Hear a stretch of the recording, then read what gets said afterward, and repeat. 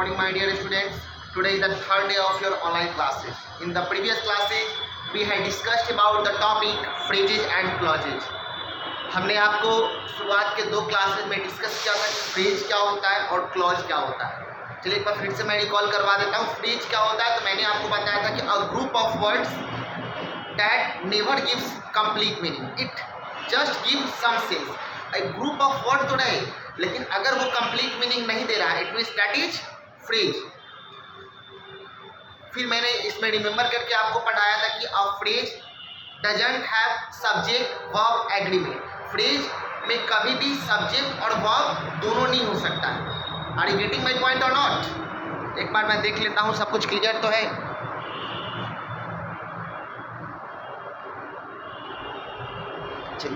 सब कुछ वीडियो आवाज़ सब कुछ एकदम प्रॉपर अच्छे तरीके से आ रही है. फिर मैंने आपको आगे बताया था कि types of phrase, how to identify a phrase. फिर कल हमने आपको क्लॉज स्टार्ट किया था, क्लॉज के बारे में बताया था कि क्लॉज क्या होता है. फिर मैंने क्लॉज के टाइप्स बताए थे ना, principal clause, coordinating clause, subordinating clause. फिर कल हम आए थे डिपेंडेंट क्लॉज और इंडिपेंडेंट क्लॉज के बारे में. आज हम लोग डिपेंडेंट पढ़ लिए थे, आज हम लोग को पढ़ना है इंडिपेंडेंट क्लॉज. तो हेडिंग डालिए इंडिपेंडेंट क्लॉज. इंडिपेंडेंट क्लॉज दिख रहा है क्लियर? चलिए अच्छे से दिख रहा है. इट इज अ क्लॉज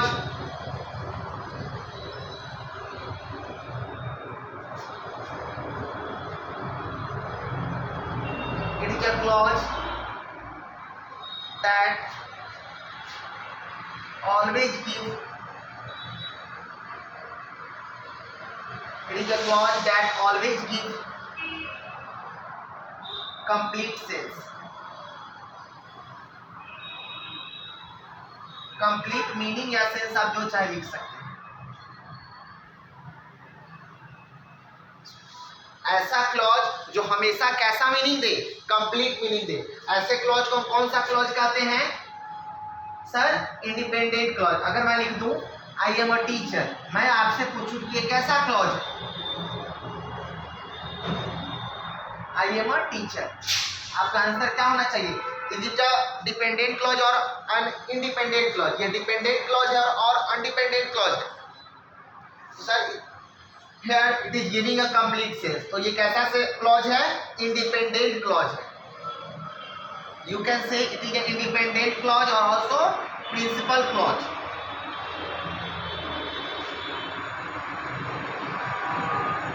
लेकिन वही मैं लिख दूं if you slap me I shall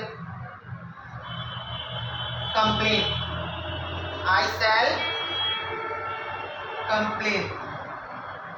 मैं आपसे पूछूं कि यहाँ पर दो क्लॉज है ना, एक क्लॉज ये है और दूसरा क्लॉज हमारा ये है. You will have to identify that first one is which clause and second one is which clause. पहला वाला कौन सा क्लॉज है? तो हमने आपको बताया था कि पहले ये देखना है कि डिपेंडेंट है या इंडिपेंडेंट है. आइए, if you slap me, subject verb. Sir clause तो है तो क्लॉज हम लिख देते हैं. कौन सा क्लॉज? डिपेंडेंट और independent. If you slap me, आप हिंदी कर लीजिए अगर आपको दिक्कत हो रहा है. अगर तुम मुझे, स्लैप मतलब झापड़ से मारना है. अगर तुम मुझे मारते हो या पीटते हो या झापड़ से मारते हो और यहाँ पे हम बोल के हम चुप हो जाए. अगर मैं आपके सामने बोलूँ या कोई आपको बोलेगा कि अगर तुम मुझे मारते हो, यू विल आस्क समथिंग. आप कुछ पूछेंगे ना कि भाई आगे क्या ये कंप्लीट सेंस दे रहा है? नहीं सर, इनकम्प्लीट सेंस दे रहा है. कुछ पूरा कंप्लीट मीनिंग इसका निकल के आ ही नहीं रहा है. देख रहे हैं ये डिपेंडेंट क्लॉज है. क्या है ये? डिपेंडेंट क्लॉज है. और मैं आपको बोलूँ कि आई शैल कंप्लेन, मैं आपके सामने आऊँ और थोड़ा गुस्से में मैं बोलूँ आई शैल कंप्लेन, आप समझ जाएं कि अच्छा सर क्या करने वाले हैं? Sir is going to complain against somebody. It may be you, it may be him, it may be somebody. वो कोई भी हो सकता है. मेरी बात समझ में आ रही? तो ये कैसा क्लॉज है? इंडिपेंडेंट क्लॉज है सर. चलिए इसको नोट डाउन करिए। तो 2 मिनट हम दे रहे हैं। I am giving you 2 minute, note down.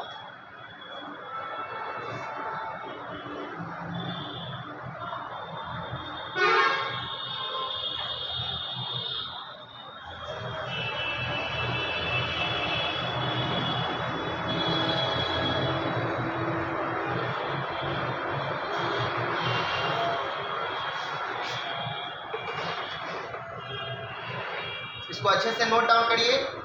अगर कोई डाउट अगर रह जाएगा ऑनलाइन क्लास में, I will try my best that in offline mode I shall remove all your doubt regarding with phrase and clause.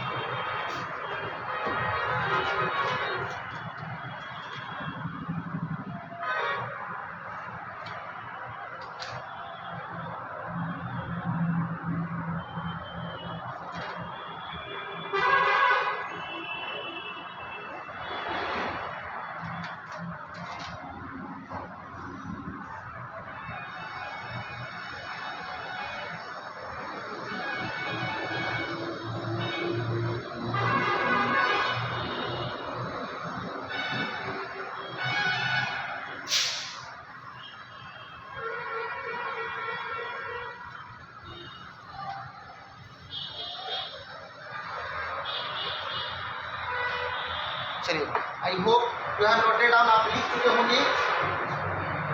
इसको मैं रेज कर देता हूँ, आगे चलिए।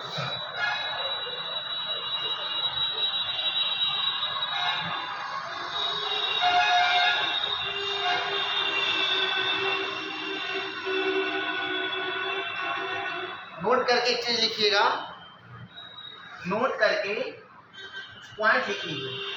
अभी तक हमने आपको बताया प्रिंसिपल क्लॉज। क्या बताएं? Principal clause, it is a clause. अभी तो डिफिनेशन नहीं बता, लेकिन पता है ना, principal clause always give complete meaning. और यहाँ पे इंडिपेंडेंट क्लॉज भी क्या है? Always give complete meaning. तो हम क्या बोल सकते हैं कि principal clause is equal to independent clause.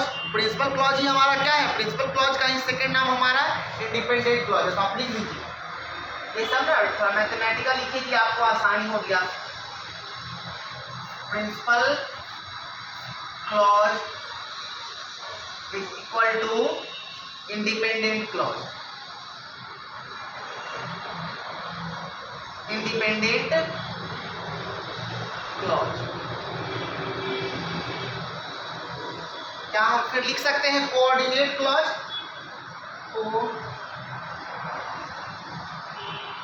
Coordinate clause. क्या कोऑर्डिनेट क्लॉज भी इंडिपेंडेंट क्लॉज की इक्वल है? बताइए आप लोग, क्या कोऑर्डिनेट क्लॉज भी इंडिपेंडेंट क्लॉज ही है?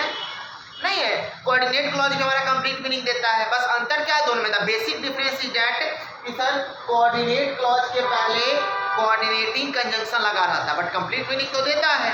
और इंडिपेंडेंट क्लॉज भी कंप्लीट मीनिंग देता है। तो दोनों क्या है? दोनों इक्वल है। तो इसको भी हम लिख सकते हैं coordinate clause is equal to independent clause. और subordinate clause never give complete meaning. क्या सबऑर्डिनेट क्लॉज कभी भी कंप्लीट मीनिंग देता है? No sir, it never gives complete meaning. And also dependent clause never gives complete meaning. तो we can say that in mathematical term that subordinate clause is equal to dependent clause. तो ये भी note down कर लीजिए, आपको आसानी रहेगी समझने में।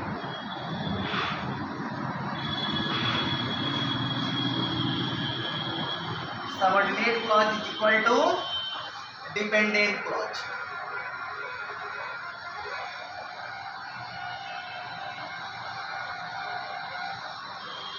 चलिए, इसको नोट डाउन कर लीजिए। आगे हम लोग चलते हैं सबऑर्डिनेट क्लॉज।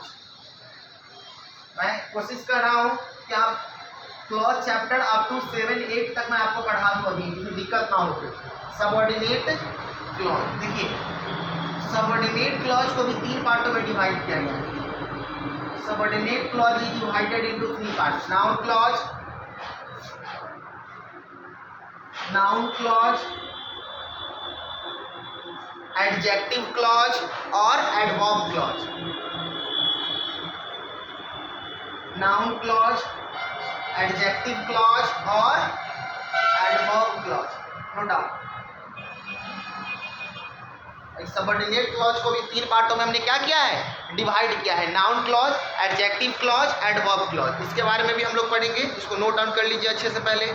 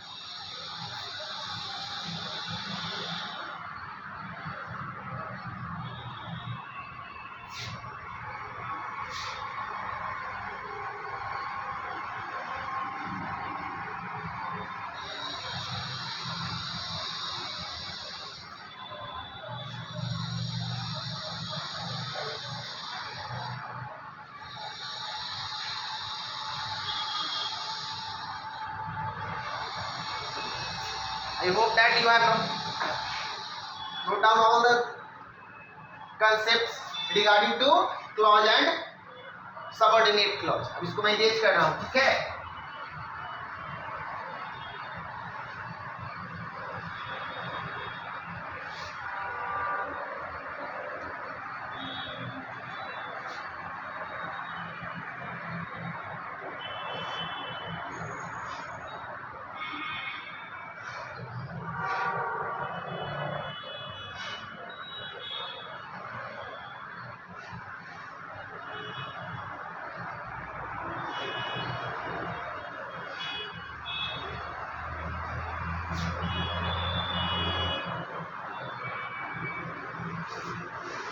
आइए first one, noun clause.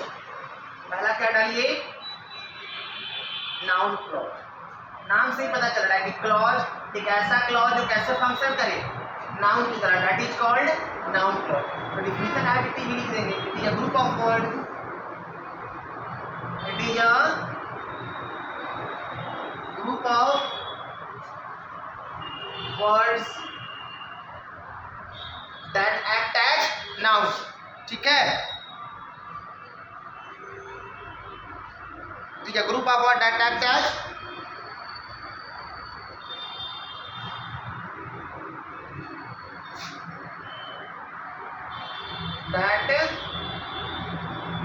acts as a noun in a sentence,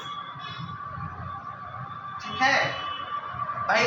noun clause है क्या, तो ग्रुप ऑफ वर्ड है सर जो एक सेंटेंस में कैसे काम करेगा, नाउन की तरह। और इंग्लिश ग्रामर में नाउन कैसे काम करता है, या तो सब्जेक्ट के रूप में, या तो ऑब्जेक्ट के रूप में, या प्रीपोजिशनल ऑब्जेक्ट के रूप में, ठीक है। जैसे हम एग्जांपल से आपको और अच्छे से क्लियर करते हैं। जैसे होता है ना कि कोई चीज़ आपको पता रहता है, कोई आपसे पूछता है बताओगे, तो उसका एड्रेस पता है, तो तुम क्या कहते हो अगर आप कहते नहीं पता तो है लेकिन मैं नहीं बताऊंगा, तो इसी बात वही हम लिख रहे हैं, आई नो वेयर ही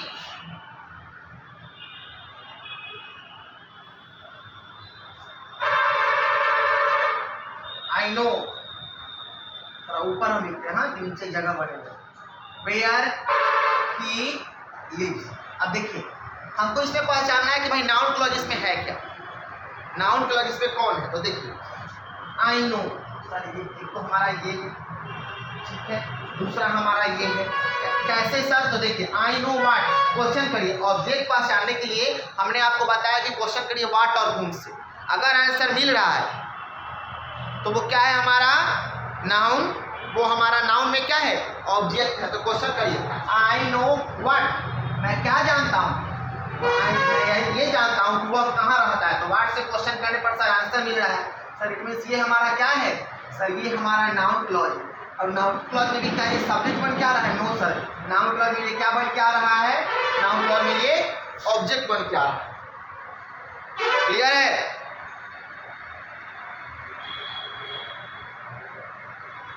ठीक है, तो आज की क्लास हम लोग यहीं पे समाप्त करते हैं।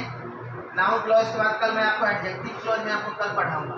कल आपका आखिरी क्लास होगा और मात्र अब आपको 2 चीज पढ़ना है। नाउन क्लॉज मैंने पढ़ा दिया, एडजेक्टिव क्लॉज और एडवर्ब क्लॉज। ये भी आसान है क्योंकि बेसिक मैंने आपको सब कुछ पढ़ा दिया है। कुछ क्वेश्चन करवा करके जो भी डाउट होगा फिर ऑफलाइन बोर्ड में जैसे ही we will meet once again, we will discuss about all the doubts that is related to phrase, clause etcetera etcetera.